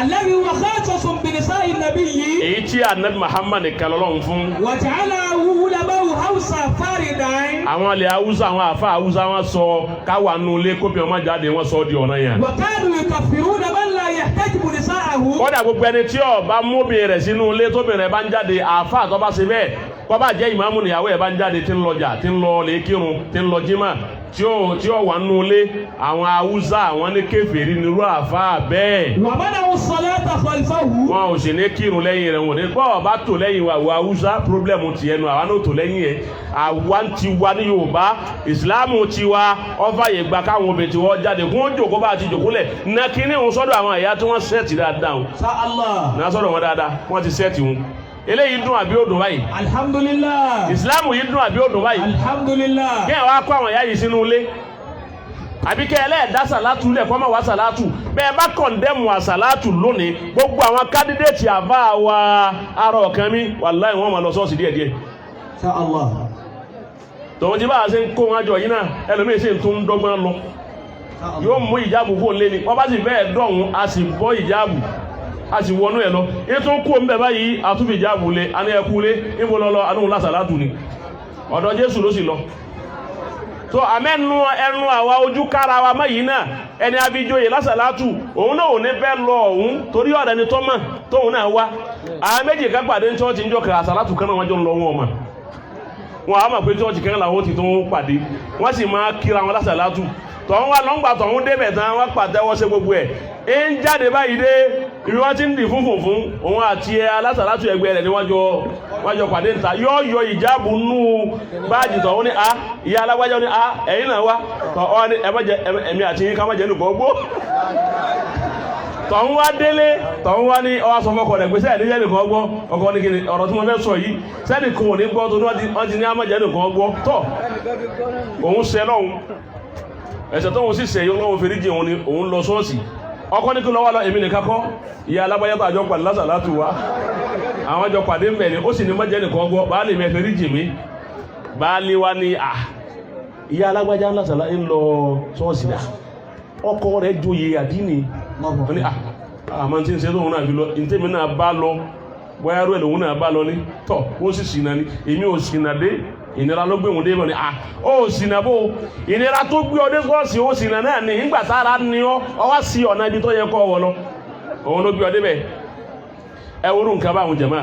Kul hatu burhanakum in kuntum sadiqin. ṣé kàdá mu wá challenge àwọn Haúsá wípé ẹ mú ẹ̀rí wá tó ní káwọn obìnrin wọn máa jáde wọn máa lọ sí lọ gbogbo eléyìí tá a wí wáàsí ni àmẹ́kọ́ ni ẹ̀yin alásàlátù ẹ̀ sí náà mú dáadáa ẹ máa náwó ẹjẹ́ orí ojú àfa wa ẹ máa náwó dáadáa káfà ò gbé àga wọn sí ìtajà yìí díẹ̀ ẹ máa náwó dáadáa àwọn tí yàn náwó fún rèé ṣé ẹ rí àwọn owó tá a máa gbà tí àfa wa gbà lẹ́ẹ̀kan jámù tàbárò àti wọ́n gbà lẹ́ẹ̀kan ànábì náà gbà gbogbo ń tà ń ṣe lànàbì ṣe. Sallallahu alaihi wasallam. kú ní mi lànàbì. ìjọ tí wọ́n dé Madina tí wọ́n kọ́ dé Madina guram tá ànábì ò rí ibi tí ó dùn ó. Sallallahu alaihi wasallam. àwọn ará Madina lẹ́yìn sá lọ lè bá a pé fi dárí ya Rasulullah ìwọ ànábì ọ̀yá ilé mi rè máa bọ̀ wá lé mi ilé mi ni ọmọ wa ni ó dé sí eléyìí náà nílé mi ni ó dé sí wọ́n ń jà wípé ilé mi lànàbì ó dé ilé mi lànàbì ó dé ànábì ní rárá khallu sabila naqa fa inna amamura tẹ́ rànkúnmí mi tí mo gùn wáyé ẹ fi rànkúnmí lẹ̀ rànkúnmí ànábì rànkúnmí tí ṣiṣẹ́ pẹ̀lú ẹ̀mí Ọlọ́run ni ó ní ẹ fi rànkúnmí mi lẹ̀ ibi tí rànkúnmí ń bá lọ lé ẹjọ́ máa rìn lọ ibi tó bá lọ lé tó bá dé sùn sí ibi tó lọ́n fẹ́ ká lò fún dáwà lọ. nígbà tí rànkúnmí gbéra rànkúnmí ńlọ nígbà tí ó débi kan rànkúnmí bá rọra lọlẹ̀ ó sùn bẹ́ẹ̀ nígbà wọn débi ànábì nìtọ̀ ibi tó lọ́n fẹ́ lóore tá níyà yín ọwọ́ jẹ́ pé àwọn ọmọ òrukàn méjì kan lónìí bàbá wọn ti kú ilẹ̀ tí wọ́n jogún nù láwọn òrukàn yìí ni wọ́n bá dùn wípé eré ilẹ̀ àwọn ní rànkúnmí ànábì sùn sí o ibẹ̀ lànábì fẹ́ fi ṣe mọ́sálásí àti ilé rẹ̀ wọ́n wá láwọn yọ̀ǹda rẹ̀ fìdákà ya Rasulullah àwọn bùn wọn nílẹ̀ má sanwó wọn ní ká ànábì ọmọ sanwó ànábì ní rárá o òun wá sanwó ẹ̀ èló lẹ́ẹ̀ ta wọ́n láwọn yọ̀ǹda ànábì ẹ má yọ̀ǹda ẹ̀ tó bá dọjọ́ wájú kí wọ́n má ma ní ànábì gbalẹ̀ lọ́wọ́ àwọn ọmọ òrukàn ànábì ní ẹ̀sọ́ yẹ tẹ́ ta wọ́n ní ta ànábì bá lágbára ànábì wá pe àwọn sàábé sallallahu alaihi wasallam ilẹ̀ Madina yẹn bí tẹ́ ẹ máa lọ Madina tí wọ́n sin ànábì sí àti mọ́sálásí ti bẹ́ẹ̀ àti ilé ànábì kọ́ dáwó lẹ̀ tí wọ́n fi rà á àwọn sàábé ni èló ni wọ́n ní iye báyìí èló ni wọ́n ní wọn kálukú dáa jọ ni gbogbo táwọn àlùfáà wa ń ṣe lónìí gbogbo àwọn bàbá wa yìí tí wọ́n ń ṣe lónìí àwọn kọ̀ọ̀kan lọ́rùn fi kún wọn tí wọ́n dàbí àwọn sàábì ànábì jọ́nà àwọn muhajiri àtàwọn anzor wọ́n wá dáwó jọ wọn ara lẹ̀ náà ànábì ṣe sí ọ̀fọ̀ rẹ̀ wọ́n ṣe sí ọ̀fọ̀ tán wọ́n pe lóṣù ọlọ́run lọ́wọ́ òun ni wọ́n yẹ kọ́ nígbà wọn tún kọ́ mọ́sálásí wọ́n tún dáwó wọ́n yẹ kọ́ ni kọ́dà wọ́n tún kọ́ rìwáàkì sẹ́yìn rẹ̀ táwọn alùzúfà tí àwọn náà ń gbé bẹ́ẹ̀ bá ànábì ti bẹ̀rẹ̀ dáwùlà Mádínà nù tó fi wá kalẹ̀ dòní bí àfa wa ara ọ̀kan mìíràn ṣe wá bẹ̀rẹ̀ tí wọ́n náà nù alibarika ti ń bẹ lára wọn tí àwọn àgbàlagbà pọ̀ sí wọn la tó dò ní báyìí tó fi rí báyìí ẹ ti tó kí àfa wa ọmọ kí wọ́n má ṣe wàhálà má kí wọ́n má jẹ kí wọ́n má mu ẹ ti tó bẹ́ẹ̀ ìbéyàn bá ní irú jàmáà báyìí kò gbọ́dọ̀ tún máa lọ òde má kó tún máa du owó òde kò gbọ́dọ̀ máa du owó òde má ẹ̀yin lẹ gbọ́dọ̀ máa ṣe gbogbo bí ètò gbogbo ó ṣe máa tí ó fi máa bọ́ sí rọrùn Mákà ọdọọdún ni àfa àwọn olùhùnmúra ni ẹ̀ka tó ra mọ́tò tuntun àwọn pásítọ̀ ń gbádùn àwọn ọmọ ìjọ ra mọ́tò fún wọn àwa mùsùlùmí bá àfa bá ra mọ́tò tuntun ẹ̀yìn kó tún wá kójọ wípé máa ní mọ́tò rà sí dá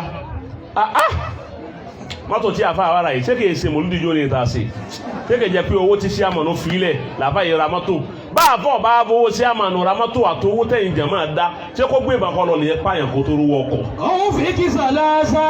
ìka mẹ́ta ni ẹ ná fàáfà wa. ìsàmà kó dábò kó tẹ́dìrá. bọ́lá ń bá yọ̀ǹda agbára rẹ̀ fún yín ẹ̀yin jẹ̀máà wa ridwanullah àbí arrahimiyya al-islamiyya ẹ̀gẹ́ náà nǹkan mẹ́ta fún wa. Qawlan jamila. ẹ má sọ̀rọ̀ àfa aláìda lẹ́yìn ẹ má jẹran àfa lẹ́sẹ̀. Wa fila. ẹ jẹ́ kí wàá yín ọ́ da pẹ̀lú àfa. Fọmọ amúhálà. ẹ wá lọ lè ná owó ẹ wá ká àfa ẹ̀rẹ́kun àfa àwọn ò tí yọ̀kẹ́ tó. Qawlan jamila wa fila fọmọ amúhálà. àbẹ́ tí wọ́n yọ̀kẹ́ tó. Fọmọ amúhálà. aṣọ wọn yìí sẹ́tí ń bẹ́ẹ̀ yé kalẹ̀ dáadáa. Fọmọ amúhálà.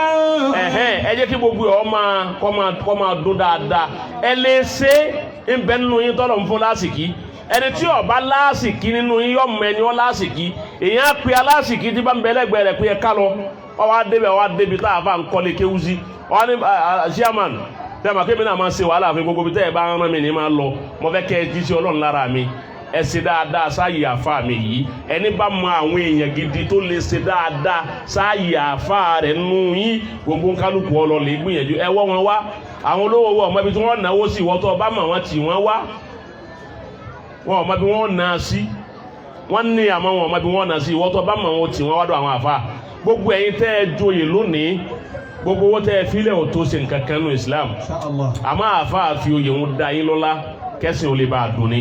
Alhamdulillah. kásì joyè láyé dáadáa lẹ́yìn àìpẹ́ yìí a jẹ mufti ńlọrin. Adamallahu hayatahu. tí bàbá wa àgbà bàbá wa Fanta tí ọlọ́run tún ní kí oore wọn ó tún lè kàn sí. Alhamdulillah. àwọn mẹ́rin tọ́lọ́run fi tanná ìsìlámù káàkiri tó fi tanná àwọn àgbàlagbà tàná tí tanná àfa àlímì bàbá wa Sheikh Kamal bàbá wa Sheikh Adam bàbá wa Agbarikidoma àtàlfà àgbà lágbàjì àwọn mẹ́rẹ̀ẹ̀rin yẹn lọ́rọ̀ ń fi wọn àwọn ni wọ́n kolú àfa àlímì lọ gbogbo ilẹ̀ Yorùbá ni wọ́n káàkiri wọ́n sì ta alhamdulillah wọ́n ta ó mú lọrin di àfa gbogbo tí ń jẹ́lẹ̀ Yorùbá ilẹ̀ Yorùbá tó bá ní lọrin yìí sàfà àwọn á ní kọ́ jáde wá sọ wọ́n bá wá sọ á ní ọkà àfa rẹ̀ tó bá ká àfa rẹ̀ àfa rẹ̀ ńkọ́ àfa rẹ̀ kẹrin yọ padà jẹ́ pé Ìlọrin náà ni bàbá wa ọlọ́run jàre yín pẹ́ tọ́ mo rò pé bàbá wa ń sáyìn sọ̀rọ̀ náà àbí bàbá wa ní lọrin náà wọ́n ní lọrin náà ni alhamdulillah tọ́ bàbá wa bá lọrin wọ́n yan Mufti wọ́n yan àwọn oyè tó pọ̀ èmi ọ̀ma Mufti nìkan lèmi rò pé bàbá yàn àti Turaki tọ́ wọ́n ẹ̀sẹ̀ wá gbọ́ wípé wọ́n tún yan Zeriki Malami wọ́n yan Sheikh Suleiman Farouk Al-Miskinu Billah adamallahu hayatahu wọ́n yà ní Mufti fún gbogbo Ìlọrin bàbá wa Sheikh Yakubu Aliagan adamallahu hayatahu àgbàlagbà àfáà ní Ìlọrin wọ́n yà bàbá ní Zeriki Malami wọ́n yà bàbá náà bàbá ọba Ìlọrin wá wò wípé àwọn èèyàn pọ̀ tí mo fẹ́ fún lóyè wọ́n fún àwọn kan Turaki oríṣiríṣi oyè àti Badawa kí àtẹ̀yítẹ́mi ọ̀gbọ́rí Mutawali bàbá tó wá yan oyè bàbá Ndoma Ubandoma ni kílò pé Ubandoma ni tọ́ Ubandoma tọ́ bàbá Ndoma lè mí pé tọ́ Ubandoma oyè ń ìjọ tí n ti ń bẹ láyé ìgbọ́rí akramakallah. àwọn ni wọ́n máa fún ọba ní ọwọ́ pẹ́tọ̀ ẹjọ́ tá a máa wẹ̀ ní. Allahu akbar tọ́ ẹ̀wù nǹkan sẹ́rí nǹkan báwọn ẹlòmíì wá ń pè òun ọgbẹ́ èmi náà gbọ́ Ubandoma rí ẹlòmíì náà lóun ọgbọ́ ní mo ní èyí mọ̀túmọ̀ rẹ̀ àmọ́ nísìnyí bàbá wa Fanta Ọlọ́run járe wọn pẹ́ wọ́n ní Ubandoma òun ní ọmọ fún bàbá wa bá a lọ ní tí ń bá ń lọ ẹ̀rí nǹkan báwọn ìjọ tá a máa wẹ̀rẹ̀ ń já pé Ubandoma náà ń ṣiṣẹ́ pẹ̀lú Mufti náà ni la ilaha illallah ẹwù bàbá ṣe sópọ̀ Ubandoma ń ṣiṣẹ́ pẹ̀lú bí Mufti bá dáa Ubandoma wà sọ fún báyìí pé etí Mufti wèrè wọ́n níjọba ìlà máa wẹ̀ wọ́n níjọba ìlà parí àwẹ̀ àwẹ̀ di báyìí ẹwù bàbá ọba lọ́rin wọ́n sì so Ìlọrin pọ̀ alhamdulillah ẹni wọ́n wá fún ni alfa wa mudiru daril kitabi wa zunna alfa wa Abdulkadir ọba Sọlágbẹrú ọmọ àgbàlagbà ni alfa wa Sọlágbẹrú ọmọ àgbàlagbà Ubandoma yìí oyè yẹn pàtàkì ni oyè náà nínú ìlú ibi tó yè náà tí wọ́n ti kọ́ jẹ́ rí wọ́n nílẹ̀ Haúsá ni wọ́n ti kọ́ jẹ́ pàtàkì lóyè náà nínú ìlú Ìlọrin oyè tí ó kéré ni àtẹni ó jẹ́ Mufti àti Zeriki Malami àti Ubandoma oyè ni oyè ń bẹ lábẹ́ oyè àfa Alimi Ọlọ́run jẹ́ mi gbogbo wọn ogun Ọlọ́run jẹ́ wọn rẹ̀ mi ń lò ó alibarikola àwọn ẹni Ọlọ́run àti gbogbo olóyè Ìlọrin pátá Ọlọ́run jẹ́ wọn rẹ̀ mi ń lò ó ọlá Muhammadu Rasulullah àwa la kọ́ yẹn Mufti Ìlọrin láyé kí gbogbo ilẹ̀ Yorùbá ó tó yẹn Mufti bàbá Alhaji Àgbà la kọ́kọ́ Mufti gbogbo ilẹ̀ Yorùbá wọn ò mọ tí ń jẹ́ Mufti tẹ́lẹ̀ rí bàbá Alhaji Àgbà ni bàbá ọba yìí kọ́kọ́ yàn ní Mufti gbogbo ilẹ̀ Yorùbá náà wá Mufti Kàrẹ́ Mufti Èkìtì Mufti Oǹdó Mufti Ọ̀wọ̀ Mufti Òṣogbo àyíbẹ̀kọ́ ni àmọ́ lọ́rin lọ́kọ́kọ́ yan Mufti gbogbo àwọn Mufti tí wọ́n ń bẹ nílẹ̀ kọ̀ọ̀kan pátá Ọlọ́run jẹ́ mi ó ń kálukú wọn máa gùn Ọlọ́run jẹ́ mi wọ́n máa gùn má ti jẹ́ wọ́n ya Mufti mi ilé wọn lérí níṣẹ́ alibarikola Muhammadu Rasulullah ní parí ẹ̀ bàbá wa Fanta ọlọ́mọsà jẹ́rìí yín pé dáadáa yín ti kalẹ̀ alhamdulillah oore yín ti kalẹ̀ alhamdulillah alibarika yín ti kalẹ̀ alhamdulillah ẹ̀mí yín kó gùn bí ẹ̀mí àwọn àgbàlagbà tó bí yín alibarikola Muhammadu Rasulullah bẹ́ẹ̀ bá fẹ́ ma ọjọ́ eri bàbá wa bá ní gbogbo Ìlọrin kọ̀ságbà wọn ní gbogbo Ìlọrin now kò sí àgbà bàbá wa ń bá ní bẹ́ẹ̀ bá fẹ́ ma ọjọ́ eri wọn bí wọn bá tiẹ̀ tí ìbí ọtún ẹbí ìyá rẹ̀ ìbí bàbá rẹ̀ tí bàbá bá ní fi ń bẹ̀ wọ́n mọ́jú eri wọn tó bá ti ní bàbá wa Fanta ìwọ́jọ́ díẹ̀ gbéwò sí láwọn agbé tó ti gbéwò dùn àlàáfíà sì tó ń bẹ kúrúkúrú àlàáfíà bàbá yìí tó èmi sì kákọ̀ bí. tọ bàbá sì kákọ̀ bí alhamdulillah bàbá tó lásáájú Allahu bàbá mọ́ ní àlá wọ́n tún ń lòdè dì sí o bàbá ń lòdè o Allah wàláhì bàbá ń lòdè dì sí wọ́n sì tún sọ̀rọ̀ kéyìn ó sì ma kéwú gbogbo kí lẹ́ ń pe àwọn tíra yìí tẹ́ mọ́ lóga tẹ́ mọ́ ká ìlú rédí ni kí lẹ́ ń pe tọ̀hún dálíà ní Barisanji ni Asiriya ni gbogbo nǹkan yìí ń bẹ lérí bàbá wa dì sí kò kú ò lérí wọn làákà yìí wọn nǹkan kan òṣìṣẹ́ alhamdulillah di se báyìí. kọ́dà àbọ̀ wà ń pálọ̀ wọ́n sì máa kọ́ àmọ̀ ká máa ń fara. ẹ wo nǹkan bàbá ní bàbá wà ń pálọ̀ wọ́n sì máa kọ́ àwọn màkọ́ máa ń faranda tíra ń bẹ lọ́wọ́ ti àwọn tí wọ́n ń kọ́ tíra ò sí lọ́wọ́ bàbá. adamallahu hayatahu. Ọlọ́run ṣe nǹkan fún lọrin. alhamdulillah. ọwọ́ ajá sí wípé iná bàbá wa ní bani iná bàbá wa gbàdúrà bàbá wa bàtà tàn dé yàyí. wọ́n tan náà àfa alimi wọ́n tan náà Sheikh Adam wọ́n tan náà bàbá wa alájí àgbà wọ́n tan náà àfa àgbà lágbàjì. ọba tó gbé yín kalẹ̀ sí yàyí Ìlọrin òní tẹ́wọ́ gbòkú yín nísìn. àmín. ara Òṣogbo òsì ní fòkú yín ránṣẹ́ sí wa nísìn. àmín ya Allah. dígí wa ní bàbá dígí wa ní tó pọ̀ tí gbogbo wa fi ń rìn náà Ọlọ́run òní jẹ́ fọ́. àmín. alibarikola àwọn ẹni Ọlọ́run. àmín. ẹni ọba ṣe àmì bàbá wa àfàǹtà Ọlọ́run jẹ tiẹ̀ náà da. àmín. ọlá Muhammadu Rasulullah. ẹ bá ń wí pé ma wadda'aka rabbuka. ma wadda'aka rabbuka. wa ma qala. wa ma qala. wala al-akhiratu. wala al-akhiratu. khayrun laka. khayrun laka. min al-ula. al-ula. wala sawfa. wala sawfa. yu'tika. rabbuka. fatarda. fatarda. tó bá yẹ pé mẹ́tẹ̀ẹ̀ta yìí Ọlọ́run ló fà nábì. tó bá jẹ́ pé mẹ́tẹ̀ẹ̀ta yìí Ọlọ́run ló fà nábì. Ọlọ́run sábà wa lò fún yín. Ọlọ́run sábà wa lò fún yín. Ọlọ́run wọlá ahọ́n tí ń fi ń wí. Ọlọ́run wọlá táyì ṣe tí wọ́n fi ń wí. Ọlọ́run wọlá ahọ́n àwọn àgbàlagbà wọlá yìí ahọ́n tó papọ̀ lérí ahọ́n yìí. Ọlọ́run wọlá yìí ahọ́n tó papọ̀ lérí ahọ́n yìí. Ọlọ́run má fi nǹkan kan sí baba wa àbàntà. alibarika ọlá àwọn ẹni Ọlọ́run. ìkẹ́kẹ́ ò ní ṣe máa yín. ìkẹ́kẹ́ ò ní sàásìkì. ìkẹ́kẹ́ ò ní sàláfíà yìí. ìkẹ́kẹ́ ò ní ṣe làákà yìí. ìkẹ́kẹ́ ò ní sọwọ́ yìí. ìkẹ́kẹ́ ò ní sẹsẹ̀ yìí. aburú kan ò ní bá ojú yín. aburú kan ò ní bá yẹtí yín. wàhálà àti ìdààmú kan ò ní bá yín. alibarika ọlá àwọn ẹni Ọlọ́run. gbogbo ntọ́lọ̀ ń gbé kalẹ̀ yíyá yóò ní bàjẹ́. èyí tó gbé kalẹ̀ ńlọ ni ò ní bàjẹ́. gbogbo bí ẹ léwé sí tagbò sí lẹ́ka sí Ọlọ́run ò ní jẹ́ kó má bàjẹ́. ọlá Muhammadu Rasulullah. ayatal kursi yìí kẹ́. gbogbo wa ká ṣe lápapọ̀ fún baba. bá a ti tọrọ fún wa. baba wa Sheikh Abdul Latif. kó ṣe bẹ̀ máa wọn náà. àti gbogbo àwọn àgbàlagbà bẹ́ẹ̀. ayatal kursi. bismillahir rahmanir rahim. Allahu la ilaha illa huwa al-hayyul qayyum la ta'khudhuhu sinatun wa la nawm. من ذا الذي يشفع عنده إلا بإذنه يعلم ما بين أيديهم وما خلفهم ولا يحيطون بشيء من علمه إلا بما شاء وسع كرسيه السماوات والأرض ولا يؤوده حفظهما وهو العلي قل لا بيري أفاوارو كمي أدوباي lọ́dọ̀ àwa jàmá. àwa jàmá ẹ̀rọ kò ẹja lè jòkó lẹ̀. ẹja farabalẹ̀ lọ lè jòkó. ẹni bí tá a dé yìí. orígun bí tí mo dé yìí. orígun táwọn àlùfáà wa dé yìí. afa kalọtọ baba wa fanta. wọ́n ní 5,000 naira. ìsọ̀rí 5,000 naira. wọ́n lówó àlùbáríkà. owó àlùbáríkà. kèsò owó àdúrà. owó àlùbáríkà ni. owó àlùbáríkà ni. owó tí baba fanta bá fún wa àlùbáríkà ni. owó tó bá fún wa àlùbáríkà.